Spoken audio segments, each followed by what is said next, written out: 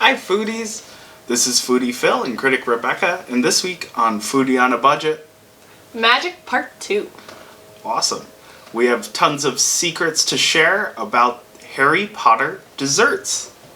Give them a try. They're a little bit more technical, but they are well worth it.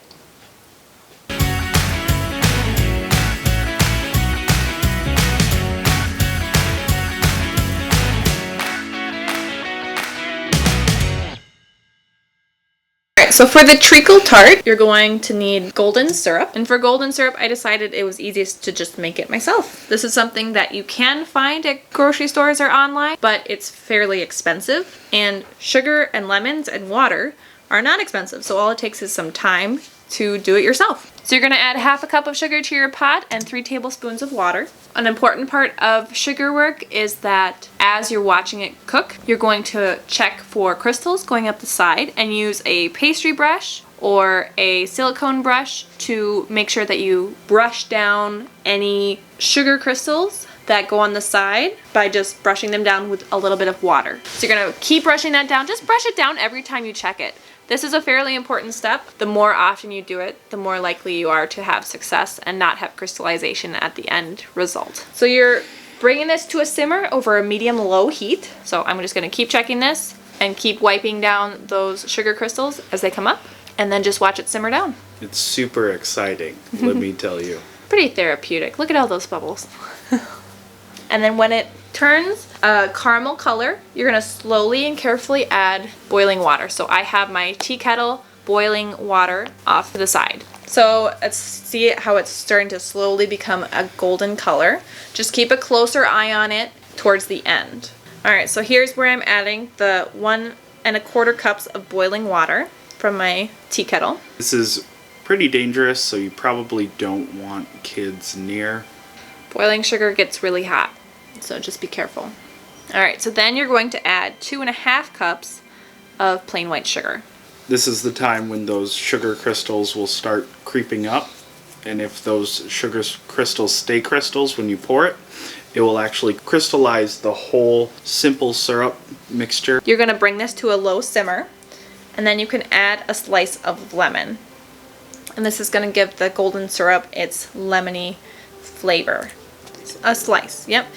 You'll use a slice of lemon, and then you're going to turn your heat down to low and let your syrup simmer for 45 minutes and continue to brush down those crystals as they come up. You can use a slice of the peel, or you can use a whole slice of your lemon when you're making this. If you want to make this a dual project and using candied lemon is just the peel part, so that's why we did just the peel. So you just need 1, I just added a few extra. So that's going to slowly simmer for 45 minutes, and just keep it on low and keep brushing those sugar crystals if you see them. We cannot emphasize enough, you want to brush down those sugar crystals. When you're wanting to make candied lemon, make sure you're aware of what kind of lemon you have. The thinner the rind, the better it will be. Mayer lemon is the one that's most often used for candied lemon. So I added a little bit extra lemon because I wanted some candied lemon at the end result to have for other purposes. And we had the wrong kind of lemon. Yeah, we did. Things you learn. You learn things when you bake. Like I said, this is a pretty intricate project, but when you're stuck at home and got nothing else to do, it's pretty fun, and I actually enjoyed trying this dessert. You will make extra. You won't need to use all of it for the Treacle Tart. Some of the extra, what it can be used for is actually, it's a fantastic way of having kind of a simple syrup to add for mixed drinks at home, and kind of adds a lemony flavor underneath. Make sure your jars are fully cleaned out and sterilized, so then you can add your golden syrup to them. It made about 1.5 pints. Then this will keep in your fridge for quite a while.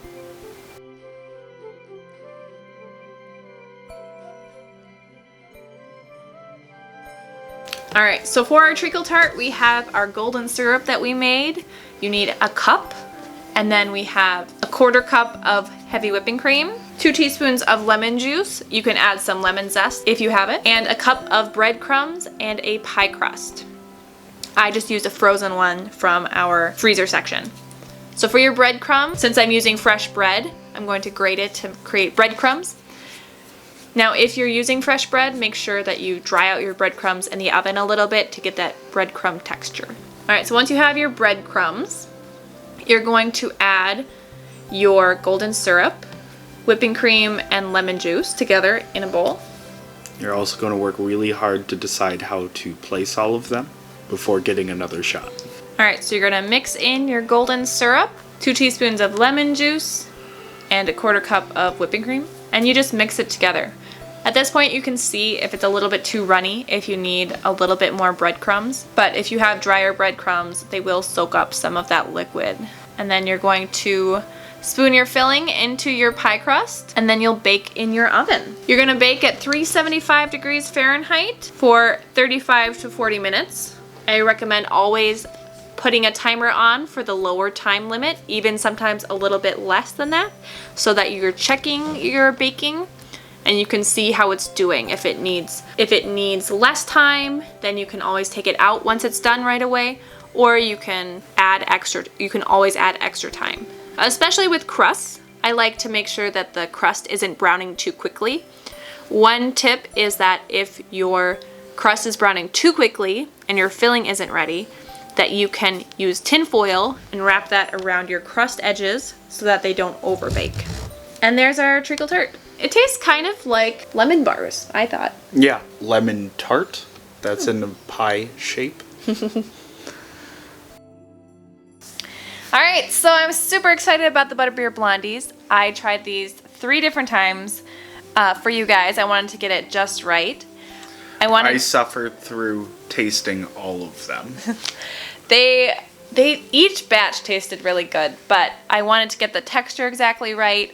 I wanted to try toasting the butter and browning it, but that doesn't quite work because melting butter changes the composition, and when you're creaming butter and sugar together, you're making little bubbles in your baking that actually steam it from the inside. So it was important for the baking aspect of it. So this one turned out fantastic, and I hope you guys give it a try. It really was really good all 3 times. For this one, you're gonna need a cup of butter, so 2 sticks, 2 cups of brown sugar, 2 cups of flour, 1 egg, a teaspoon of vanilla, 3 tablespoons of caramel, 1/2 teaspoon of baking soda, 3/4 teaspoon of baking powder, 1/2 teaspoon of salt, 1.5 cups of butterscotch chocolate chips, and 1/2 cup of dark chocolate chips. So you're going to start by creaming your butter and your sugar together. And so like I said, this is important that your butter is at room temperature. When it's at room temperature, it'll be able to slightly bend, or you could push a finger into it. They say it's like almost like a moldable plastic or Play-Doh. It's going to be soft, but it's not melted.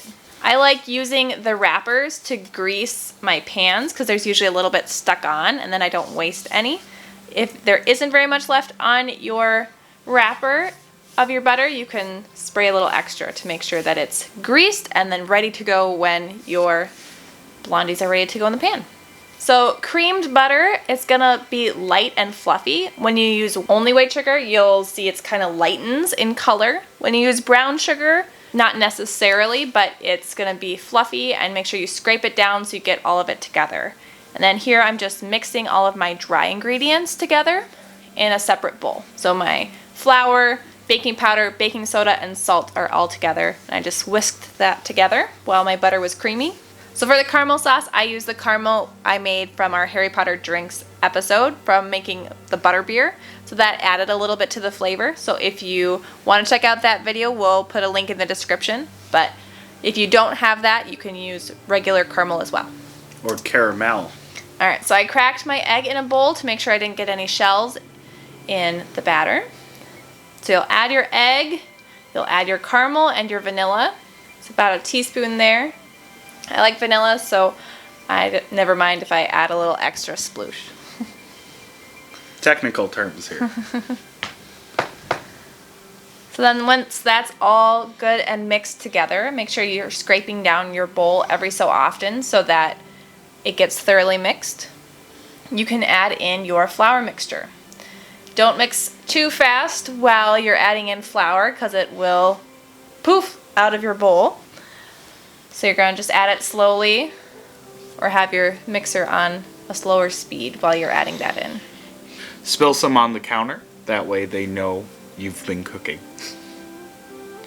Then you're going to mix in your chocolate chips, and usually you do this by hand because chocolate chips are hard, and then you can evenly incorporate them without crushing them with your paddle attachment. And though it is not recommended that you lick the paddle, you live your life. You can also do different ratios with this. If you don't like butterscotch as much, you can do a little bit more chocolate and a little bit less butterscotch.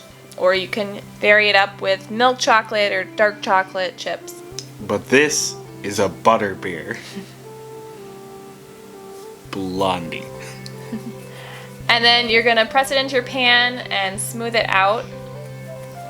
It's kind of a sticky batter, so I thought of using my butter wrapper and then use that to press it down into the pan, and that worked really well to get that into all the nooks and crannies. Okay, you're going to preheat your oven to 325. You can do this while you're making your batter so that it's already preheated when you're ready to go. And then you're going to cook it for 35 to 45 minutes. I usually like to err on the side of less done.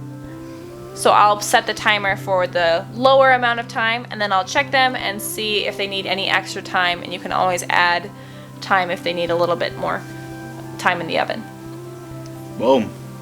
These were cookies in a bar form. They were crispy on the outside. The butterscotch was a fun twist on a classic blondie. But I really liked these. I thought they were really good, and I enjoyed them all the different times I made them. And that was Harry Potter desserts. Our favorite Butterbeer Blondies and Harry's favorite Treacle Tarts. Give them a try. Like and subscribe. Butterbeer Blondies and... oh gosh, what did I make? What was it called? A Treacle Tart. Treacle Tart. Okay.